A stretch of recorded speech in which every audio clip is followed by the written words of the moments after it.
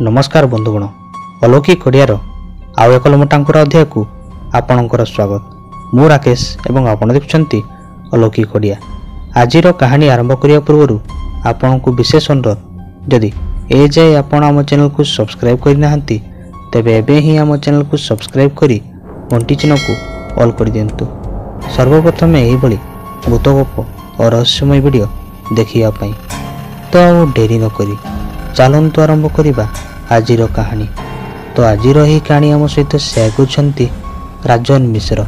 तो सर्वप्रथम राजन भाई को आम सहित यह कहानी शेयर करिया पई धन्यवाद। तांको कहिबा अनुसार आज को प्राय 15 वर्ष तले एक ग्रहण लागिथिबा राति रे मो सहित घटिथिबा एक भयानक घटना आज मोर मने पड़ुछि। सेतेबेले मते पाखापाखी 21 वर्ष बयस होइतिला। जस्ट मोर +3 लास्ट एग्जाम सरी थाए मो परीक्षा सरू सरू बुलिया पई मो अजा घर को चली जाइतिली।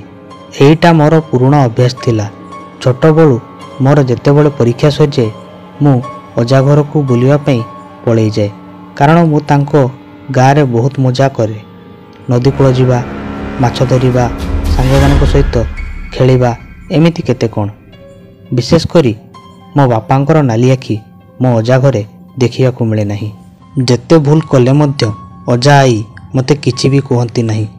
+3 परीक्षा परे मो अजा घर को जीवा संगे संगे मोर तांको गाँ रे थिबा सांगमानक सहित क्रिकेट खेल आरंभ हो जाइतिला। खेल रे एमिति माती थाए जे केतेबेले दिन जाई राति हुए मु किछि भी जानि पारे नहीं।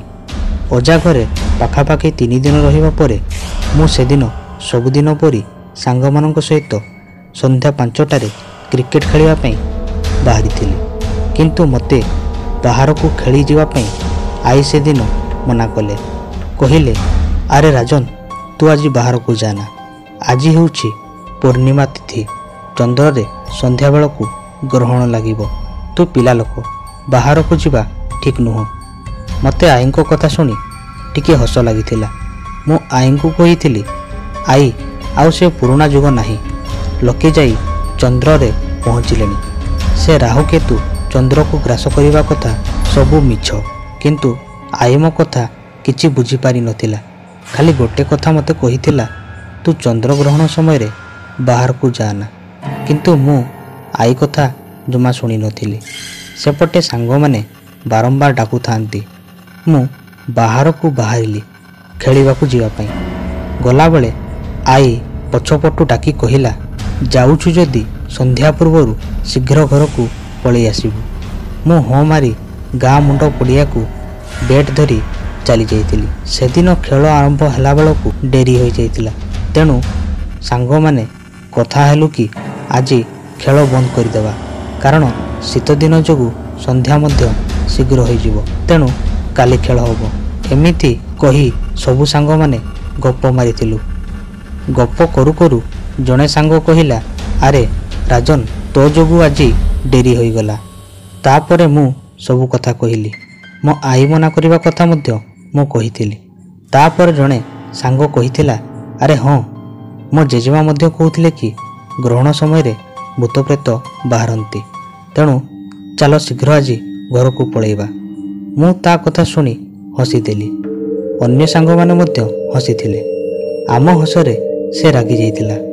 किछि सांग ता कथा को समर्थन करथिले, आउ किछि मो कथा को। ग्रहण को नहीं आम भितरे धीरे धीरे जुक्ति तर्क होइतिला। आउ सेमानंकु ग्रहण विषय रे जेते बुझेले सेमाने बुझु नथिले। शेषरे आम भितरे बेट पड़ितिला कि आज राति रे ग्रहण समय रे मु आउ मो सपक्ष रे थिबा किछि सांग पाखरे थिबा कबरखाना भितर को जीवु, आउ ग्रहण समय रे बाहर थिबा भूत को भूल प्रमाणित करिबु। संध्या होई राति आसिला। मु आ मोर किछि सांग कबरखाना भितर को गलु। मते सेठारे किछि भी भय लागु न थाए, किंतु आहुरी भितर को जिया पई मो सांग माने मते बारंबार मना कले, किंतु मु सेमानकर कथा बिल्कुल सुनी नथिली।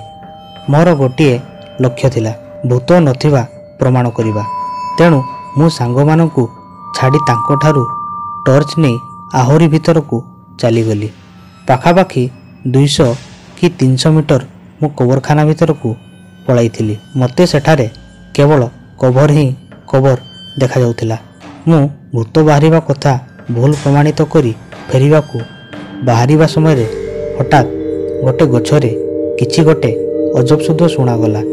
ସଙ୍ଗେ ସଙ୍ଗେ କାହାର ହସରେ ମୁଁ ଚମକି ଯାଇଥିଲି। ଗଛ ଉପରୁ ଶବ୍ଦ ଆସିଲା ପରି ମୋତେ ଲାଗୁଥିଲା।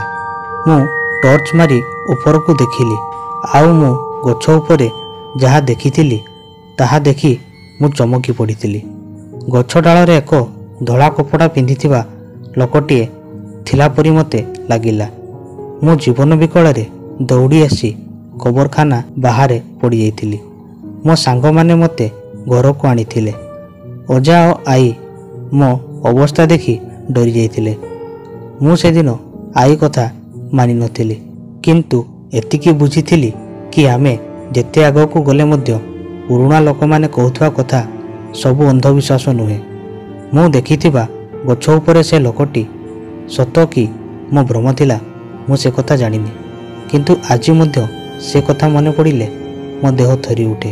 ତ ବନ୍ଧୁମାନେ, ଇଏ ତ ଥିଲା ରାଜନ ଭାଇଙ୍କ କାହାଣୀ। ତ ଆଜିର ଭିଡ଼ିଓ ଆପଣଙ୍କୁ କେମିତି ଲାଗିଲା ଆମକୁ ନିଶ୍ଚୟ କମେଣ୍ଟରେ ଜଣାନ୍ତୁ। ଭିଡ଼ିଓକୁ ଲାଇକ୍ ଏବଂ ସେୟାର କରିଦିଅନ୍ତୁ। ଆଉ ଯଦି ଆପଣଙ୍କଠାରେ କୌଣସି କାହାଣୀ ଅଛି ଆମକୁ ପଠାନ୍ତୁ।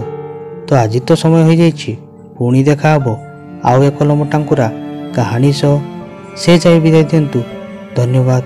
ଜୟ ଜଗନ୍ନାଥ।